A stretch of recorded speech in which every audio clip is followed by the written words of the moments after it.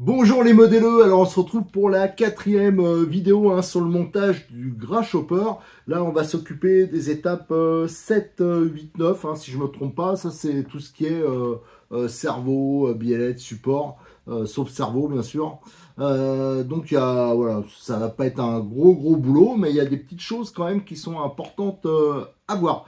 Je vous invite bien sûr à regarder les vidéos dans l'ordre, parce que dans la première, j'ai fait un petit historique sur la voiture, j'ai donné quelques explications sur le projet, je ne vais pas le refaire à chaque fois.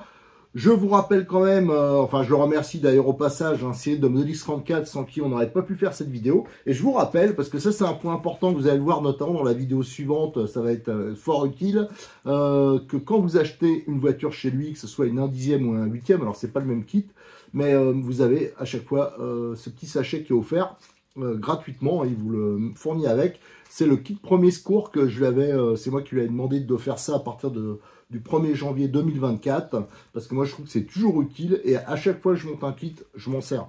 Dedans, vous avez des colliers, là ça sera fort utile, il y a du double face de bien meilleure qualité que ce qui est fourni dans les kits, là aussi on va l'utiliser, et vous avez de la visserie, vous avez des roulements d'avance, donc s'il y a un problème, vous en perdez un, ou il y en a un qui est abîmé, vous les avez dedans, vous avez des clips à carrosserie, vous avez les knee-stop pour les roues d'avance, tout ça, donc ça, j'avais fait demander ça, parce que quand on débute, généralement, on n'a rien, et de toute façon, même quand on fait de l'ARC, c'est toujours bien d'avoir un peu de matos d'avance, voilà, donc ça c'est le kit démarrage qui vous donne gratuitement, qui vous envoie avec. Et je rappelle aussi que depuis peu, il y a les frais de port qui sont gratuits. Vous cochez un endroit, il y a marqué frais de port 0, quand ça vous le propose quand c'est au-dessus de 149 €. Voilà, c'était pour vous donner ces infos-là. Allez, on se lance dans ce montage, la suite de ce montage.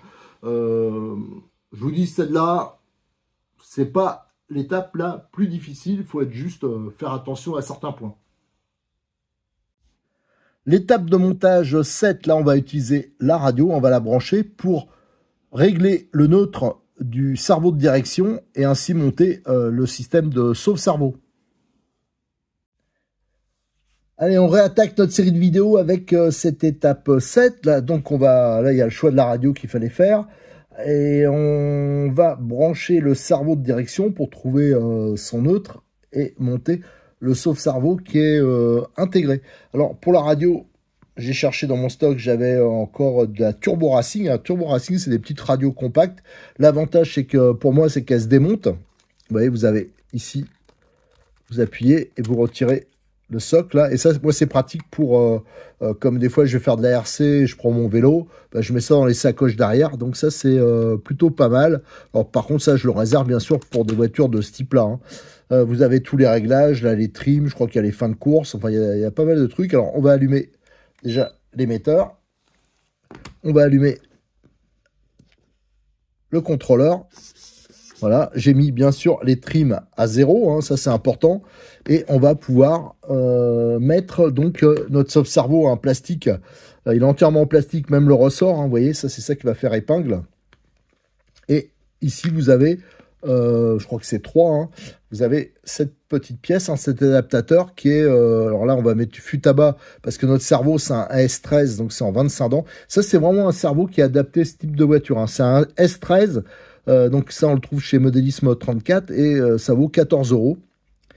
Et il faut mettre, en fin de compte, voilà, l'ergot vers le haut, comme ça. Ensuite, on va monter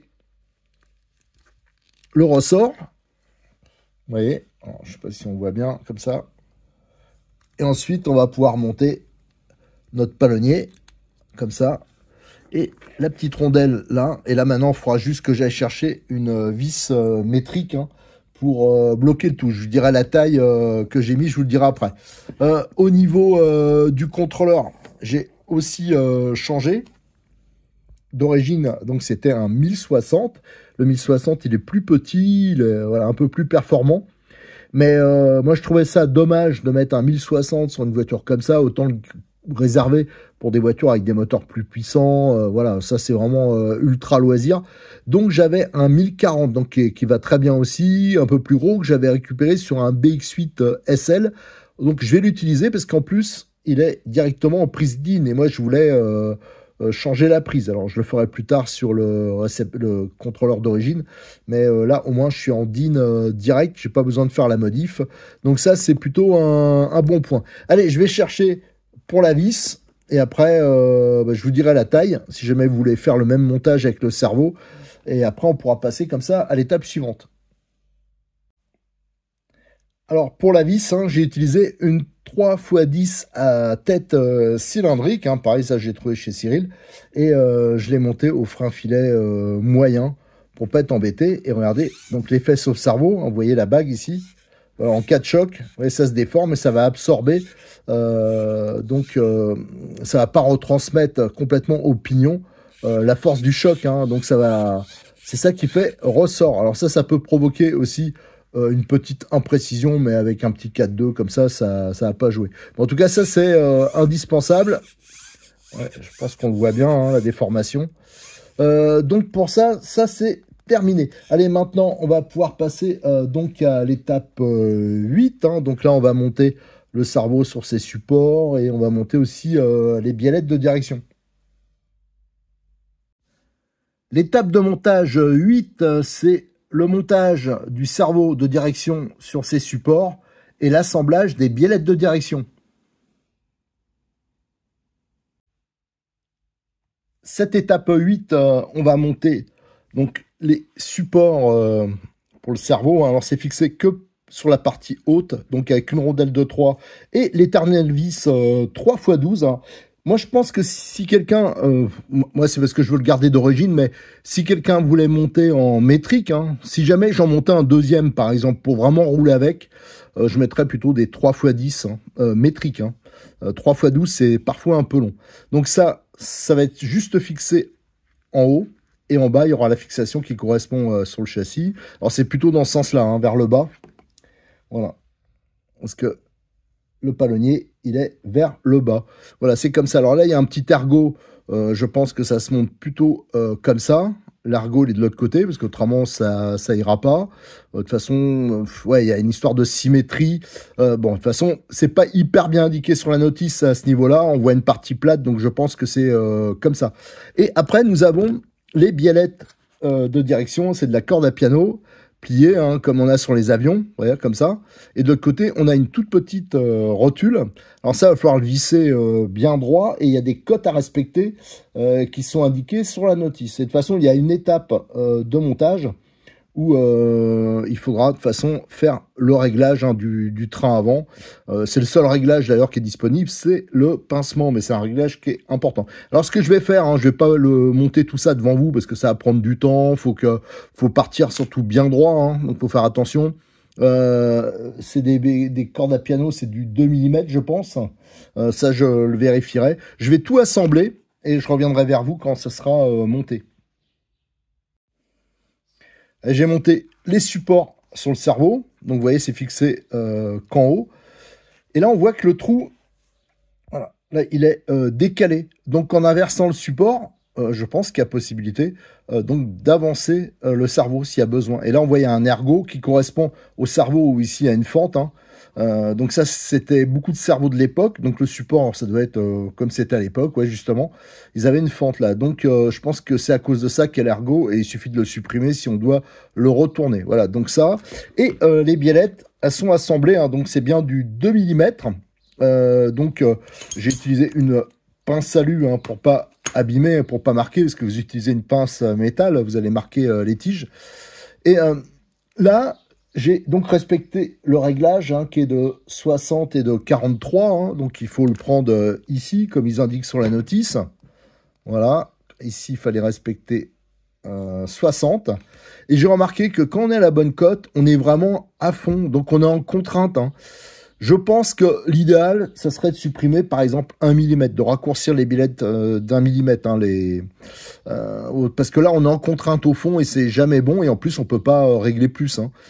Donc là, pour l'instant, je l'ai laissé comme ça, mais si besoin, je le redémonterai. Et si je remonte un Grasshopper, parce que j'ai quand même l'idée un jour de m'en monter un avec un peu racing quoi, pour rigoler. Je le monterai différemment, bien sûr. Là, je monterai entièrement avec de la visserie métrique. Voilà, je ferai quelques modifs. Alors là, nous avons notre support. Donc, ce côté-là, on a la plus grande biellette. On va l'enquiller, eux, ils disent par en dessous. Donc, c'est comme ça. Hop. Et hop, ça fait comme ça. Voilà, ça, c'est vraiment l'étranglerie qu'on peut retrouver encore sur les avions. Hein. Mais sur les premières voitures RC, c'était comme ça. Et même souvent, c'était des deux côtés. Il y a même des pinces qui formaient automatiquement, enfin voilà, avec une pince qui formait cette forme-là en partant d'une corde à piano standard. Ça, c'est, moi, j'ai beaucoup de vieilles voitures qui sont montées comme ça. Voilà, donc là, on est monté avec l'échappe. Donc, pour cette étape 8, c'est terminé. On va pouvoir passer tout de suite à l'étape 9. Hein, donc, on va monter l'ensemble, ça va être rapide. Enfin, il y a quand même deux petits trucs en plus, j'ai vu. On va monter ça sur le châssis. L'étape de montage 9, c'est l'assemblage du cerveau de direction et de ses biellettes sur le châssis.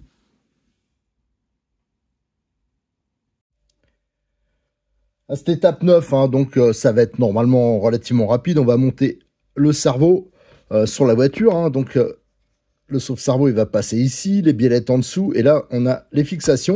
Mais on va aussi fixer, voilà, la dernière partie hein, qui restait des protections latérales. Donc, il y a les deux vis là. D'ailleurs, comme le reste, hein, on continue sur la même taille. C'est toujours des 3x12. Je crois même qu'il n'y a que des 3x12 hein, dans les types, les vis type tôle, un peu. Et moi, j'aurais préféré quand même qu'à certains endroits, qui donnent un peu le choix, enfin, qu'il y ait des vis un peu plus courtes, notamment là, des 3x12, ça me paraît un peu long. Voilà, bon, ben, on verra, mais ça me semble limite, là, pareil, des 3x10, voire même 3x8, je pense que ça aurait été suffisant. Allez, je monte tout ça, je vois si ça se passe bien, et je vous fais un petit bilan de cette étape après. Alors, j'ai monté le cerveau, hein, et donc vous voyez là, il y a le dessous du châssis, on voit bien les biellettes, et on voit ici, il y a des trous oblongs hein, pour les fixations, voilà. Donc j'ai fait le réglage le plus au centre possible. Hein. Bien sûr, si on décale, ben, ça va jouer sur l'efficacité de la direction, parce que les biellettes, regardez, elles n'ont pas du tout la même longueur, vu que le sauve-cerveau, il est décalé. Et bien sûr, alors là, on voit le cerveau, comment il est installé, hein, et ici, j'ai fixé voilà, les protections latérales. À chaque fois, il y a une rondelle. Hein, donc, il faut 4 vis 3, 12. Et il faut 4 rondelles de 3. Voilà, donc pour cette partie, c'est terminé. Pour cette vidéo aussi, alors comme d'habitude, hein, je vous remercie de votre attention. Je vous invite à venir nous rejoindre sur le forum de RC Mag où je mettrai toutes les photos avec plein d'infos. Enfin, vous allez suivre la voiture. Il y aura des infos sur les voitures de l'époque, des extraits d'articles de revues. Alors, il y a toujours un décalage entre les vidéos. Parce que les vidéos, c'est plus rapide à faire que traiter les photos, faire les textes et tout. Hein. Ça, c'est long. Voilà, c'est un peu compliqué. Et bien sûr, je vous invite donc à liker les vidéos, à vous abonner. Qu'est-ce que j'ai pas dit encore? Ben merci encore. Hein, je remercie encore une fois Cyril de Modelis34, sans qui on pourrait pas faire toutes ces vidéos. Et je vous invite hein, à nous suivre hein, pour la prochaine vidéo où on réattaquera par l'étape 10. L'étape 10, ça sera l'installation du récepteur et du contrôleur et on fera toutes les connexions. Allez, merci, à bientôt.